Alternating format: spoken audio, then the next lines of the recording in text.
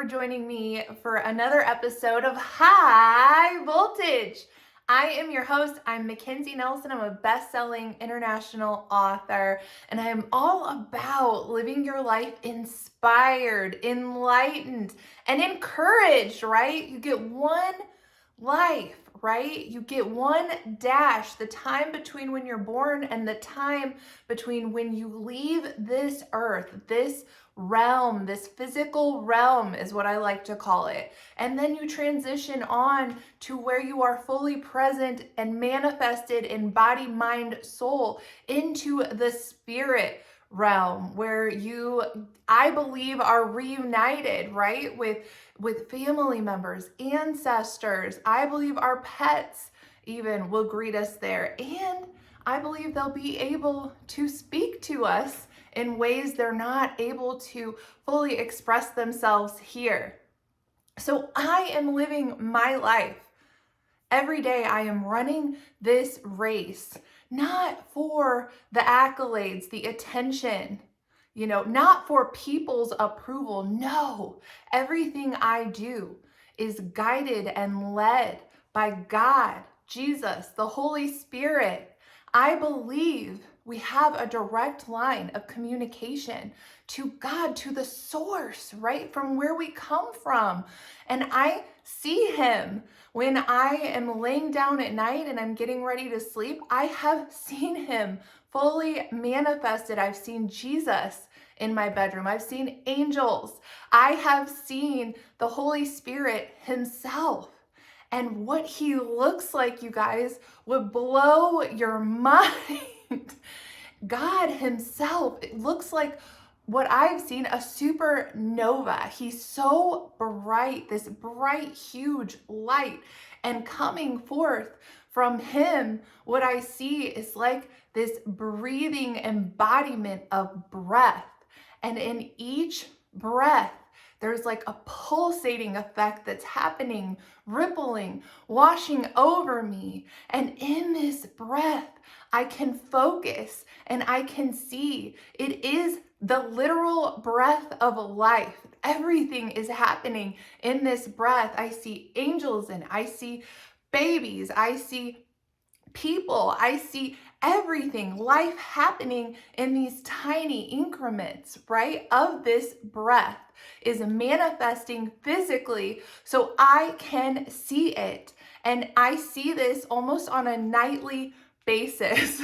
And sometimes I'm woken up and I'm shown specific visions that come out of this breath, and they're more clear and they are future moments. They're my memories, but I haven't lived them yet. And this is why I have put on this podcast of High Voltage. It's why I wrote my book. I have so many people coming to me since its release in September and saying, hey, I know you wrote the book, because you want to help people write their books. Or I know you wrote this book because, your mom, she wasn't listening to you and she wasn't getting the message. So you wrote this book so she'd really know. You were really going to tell her what's up. Or you wrote this book to clear your father's name, right? You wrote this book. I mean, there's a million reasons why people think I have written this book, when the truth is, I never would have done it. I never would have sought to become a published author on my own merit. Never, ever did I feel like this was a place where I was being led in my life ever. I never thought that I would be a writer, a speaker, any of it. I didn't desire that for myself. As a matter of fact, I had a taste of fame as a kid. When I played basketball in my town, I was all state. I had a lot of accolades and I had a lot of people noticing me. And really what it showed me was like, I don't want that.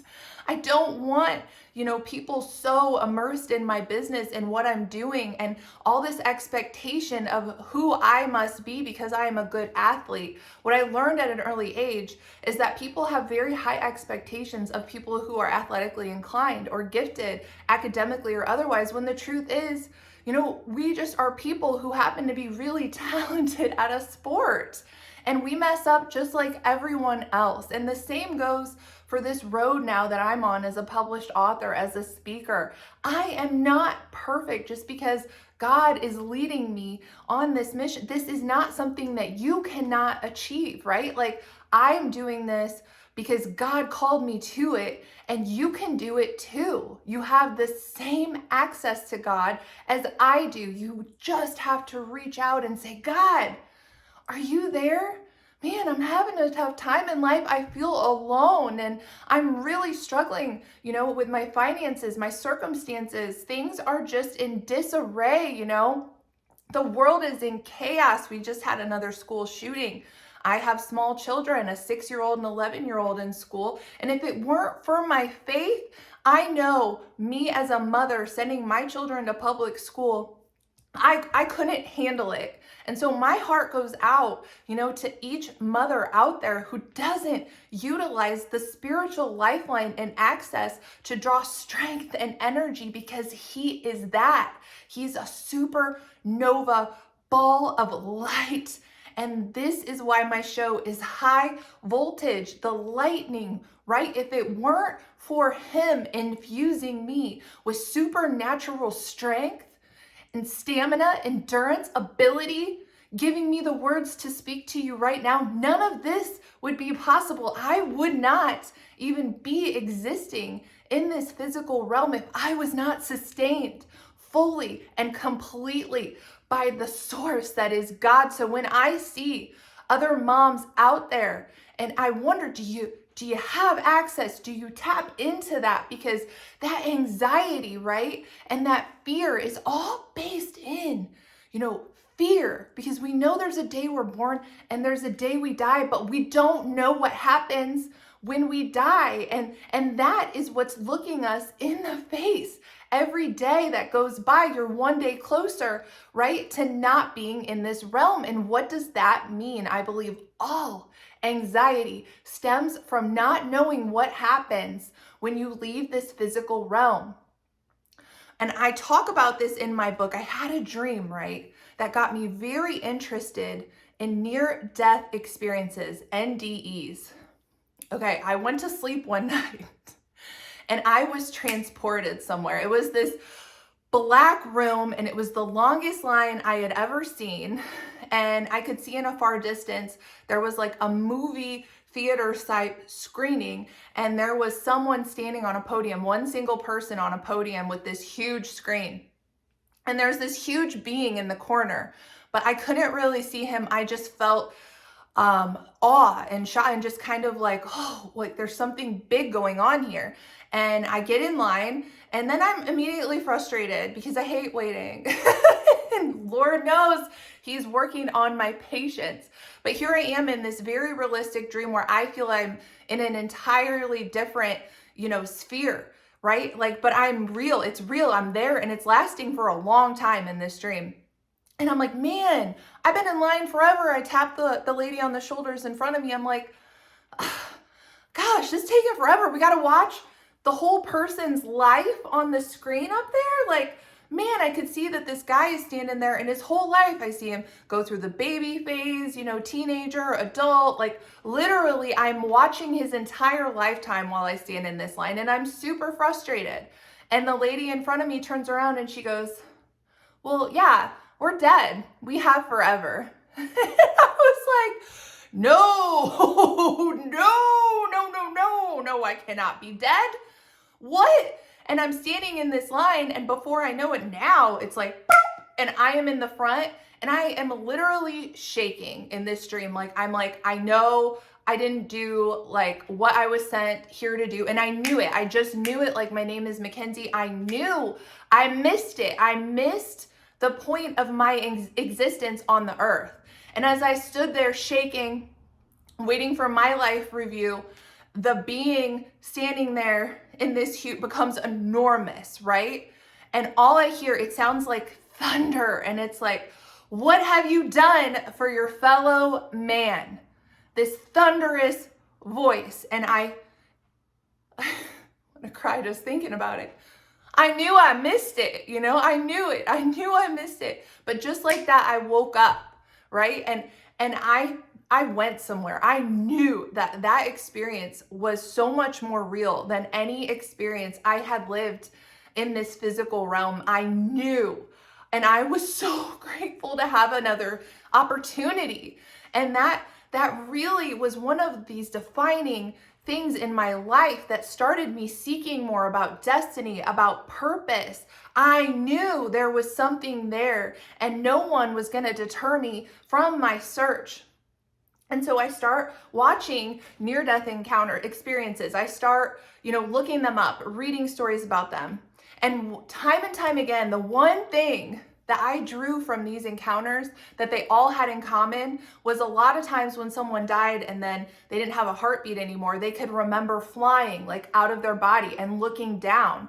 And they could see the scenario was chaos all around them. Here they are dying, but the person that they are concerned about, you would think it would be themselves since they're the ones dying, but no, they are time and time again just baffled by how they're the ones dying, but what did they feel was concern for everyone around them. And I was just praying about what is that, God?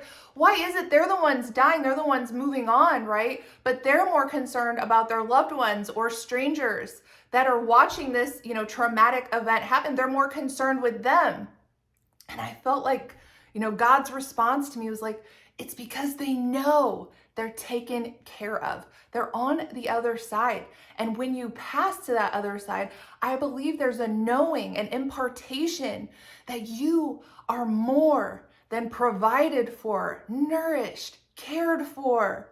Your every want, your every need, your every fulfillment is already more than met. So you're not the least bit concerned, because God's got you. You're in his arms, you're in his hands. But those people, they're still being courageous humans, right? And that's what I say you are. You are courageous for being on this journey with me, for staying invested.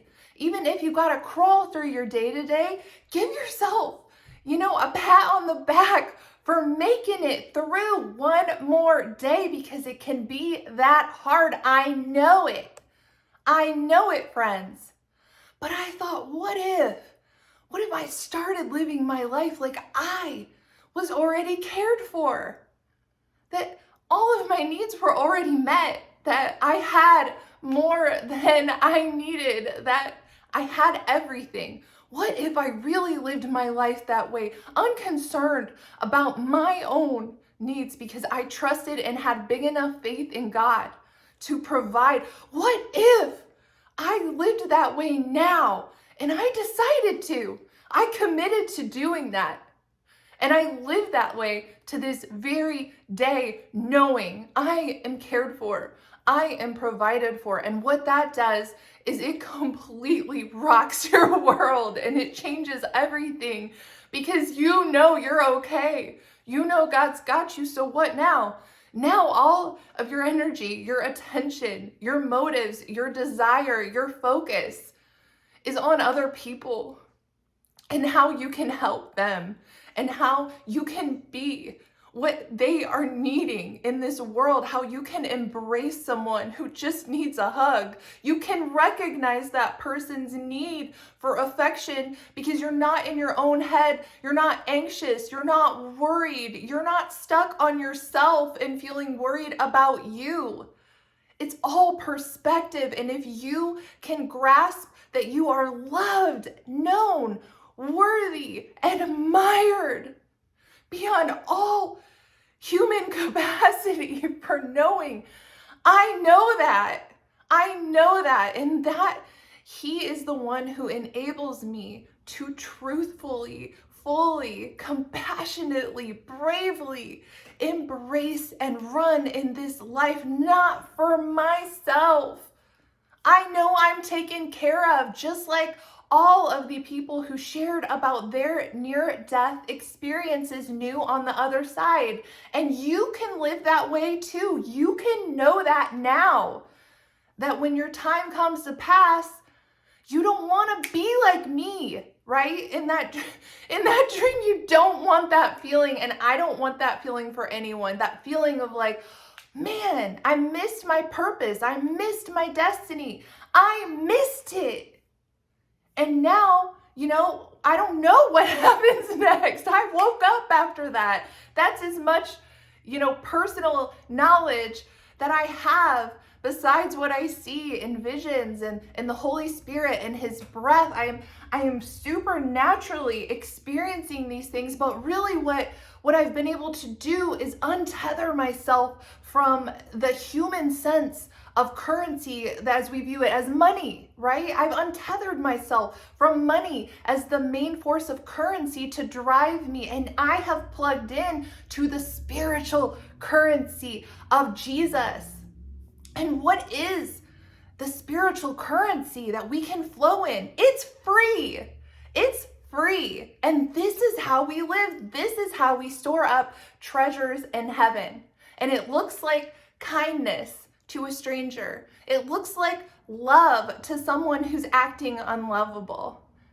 It looks like praying for the person who has hurt you the most in this world and extending forgiveness as you feel called to. It looks like that.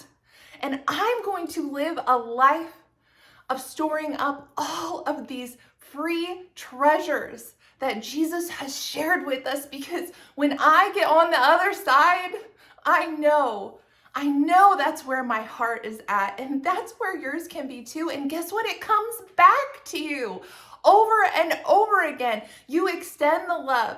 You're brave and you push past bitterness, and instead you show kindness and you don't get broken down. You keep looking to God to build you up, to take the bitterness, to keep your heart clean and pure. You keep looking to help your fellow human, to build up and not tear down, to encourage and not discourage. And that is a life well lived, friends. Live not for this world's system of currency. Don't let money be your motivation, because you cannot take that with you. It is going to be of no use to you once your dash is over. And then what do you have? Think about the free things that make our moments so vivid and worth living. And that all brings us back to relationships with one another, connectedness from the source. And then we can enjoy that fully with one another when we're all plugged in, when we're all living a life motivated by heavenly currency. All right, guys, thank you so much for joining me. I hope you have a great weekend and God bless you. I hope he has a lot of amazing surprises in store for you this Easter.